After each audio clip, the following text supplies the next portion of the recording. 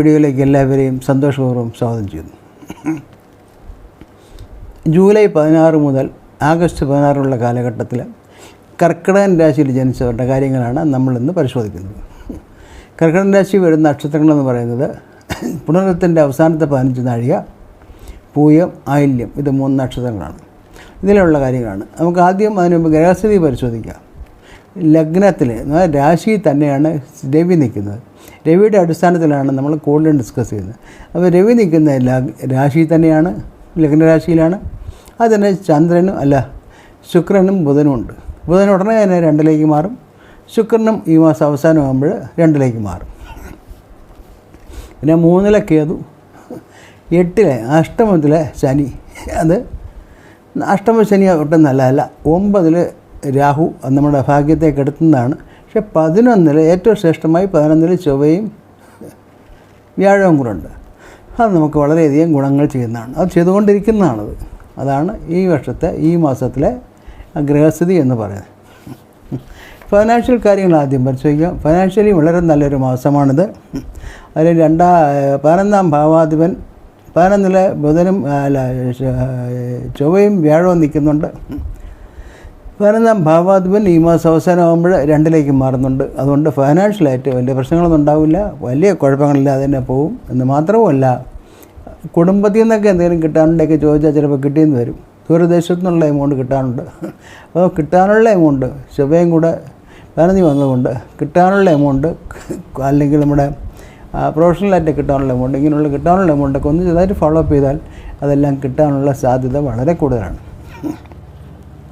പ്രൊഫഷണലായിട്ടും ഒരു കുഴപ്പമില്ല, നേരെ പോകും. രവി ലഗ്നത്തിലായതുകൊണ്ട് കുറച്ച് ഇമോഷണൽ ഫീലിങ്സ് ഉണ്ടാവും.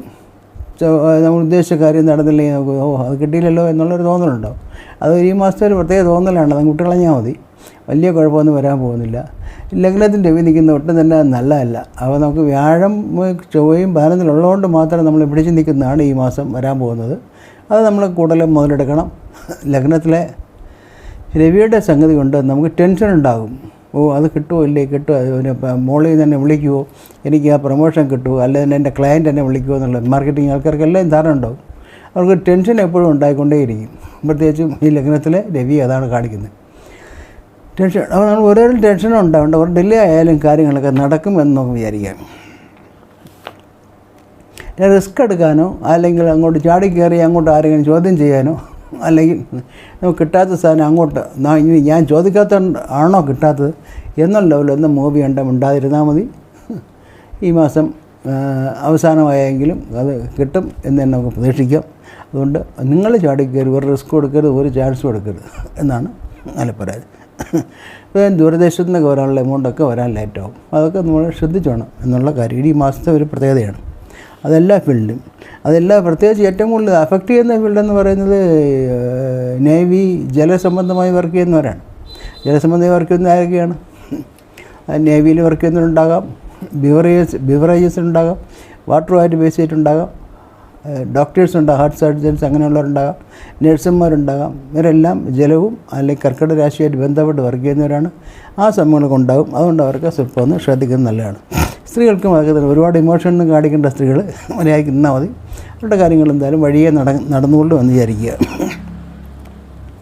സീനിയർ സിറ്റിസനും ഉയർന്നവർക്ക് സമയം അത്ര നല്ല അനുകൂലമല്ല. കാര്യം അത് വീഴ്ചയ്ക്കും പരിപാടിയൊക്കെ സാധ്യതയുണ്ട്. അതൊക്കെ വളരെയധികം ശ്രദ്ധിക്കണം, ഹെൽത്ത് പരമായിട്ടുമൊക്കെ. അടുത്ത മാസം 3ഉം 4ഉം എന്ന് പറയുന്ന കർത്തവാവാണ്. കർത്തവാവ് എന്ന് പറഞ്ഞാൽ ഇപ്രാവശ്യത്തെ കർത്തവാവിൻ്റെ പ്രത്യേകത ഉണ്ട്. കർക്കിടക വാവാണ്, അമാവാസി കർക്കിടക വാവാണ്. അത് 3-ാം തീയതി ഉച്ചയ്ക്ക് ശേഷം തുടങ്ങി 4-ാം തീയതി ഉച്ച വരെയാണ്. അപ്പോൾ 4-ാം തീയതി വെളുപ്പിനാൾക്കാണ് ബലിയെടുത്തത്. എന്താണ് കർക്കിടക രാശിയുടെ ഒരു പ്രത്യേകത? അമാവാസി കർക്കിടക വാവിൻ്റെ പ്രത്യേകത എന്താണ്? ബന്ധങ്ങൾ, കുടുംബം, മനസ്സ്, പാരമ്പര്യം, മാതാപിതാക്കൾ തുടങ്ങിക്കൊണ്ട് കാരക രാശിയാണ് കർക്കിടകം. ആ രാശിയിൽ സൂര്യനും ചന്ദ്രനും ഒരുമിച്ച് വരുന്ന ദിവസമാണ് അമാവാസി എന്ന് പറയുന്നത്. അപ്പോൾ അന്ന് നമ്മൾ ബലിയിടുക എന്നുള്ളത് വളരെ ഇമ്പോർട്ടൻ്റ് ആണ്. ബലിയിടുമ്പോൾ എന്താണ് പിതാക്കളോട് പറയുന്നത്? പിതൃക്കളോട് പറയേണ്ടത് ഞങ്ങളെന്തെങ്കിലും എൻ്റെ ഭാഗത്ത് തെറ്റുകുറ്റങ്ങളുണ്ടെങ്കിൽ അത് ക്ഷമിക്കണം എന്ന് പ്രാർത്ഥിച്ചുകൊണ്ടാണ് ബലിയിടുന്നത്. ബലിയിട്ട് കഴിയാൻ എന്താ പറയേണ്ടത്? ഞാൻ നിങ്ങൾക്ക് വേണ്ടി ബലിയിട്ടു, നിങ്ങൾക്ക് വേണ്ടി ബലിയിട്ടു, ഇനി ഞങ്ങളെ അനുഗ്രഹിക്കണം, ഈ വർഷം മുഴുവൻ എൻ്റെ കുടുംബത്തെ അനുഗ്രഹിക്കണം എന്നാണ് പറയുന്നത്. പിതൃക്കളുടെ അനുഗ്രഹം ഉണ്ടെങ്കിൽ നമുക്കൊരു വർഷം വളരെ ധന്യമായിട്ട് കൊണ്ടുപോകാൻ പറ്റും. അപ്പോൾ അതുകൊണ്ട് ഒരു ഗുണദോഷ സമ്മിശ്രമായ ഒരു മാസമാണ്. കുറച്ച് ശ്രദ്ധിക്കാനുമുണ്ട്. എന്നാൽ നമുക്ക് ഭാഗ്യങ്ങൾക്കോ മറ്റു കാര്യങ്ങൾക്കോ ഒരു കുറവുമില്ല. വ്യാഴൻ്റെ അനുഗ്രഹം ധാരാളമായിട്ടുണ്ടാകും. അപ്പോൾ ഇതിൽ വളരെ നന്നായിട്ട് ഈ കാര്യങ്ങൾ കൊണ്ടുപോട്ടെ എന്ന് പറഞ്ഞുകൊണ്ട് ഞാൻ നിർത്തുന്നു. നന്ദി, നമസ്കാരം.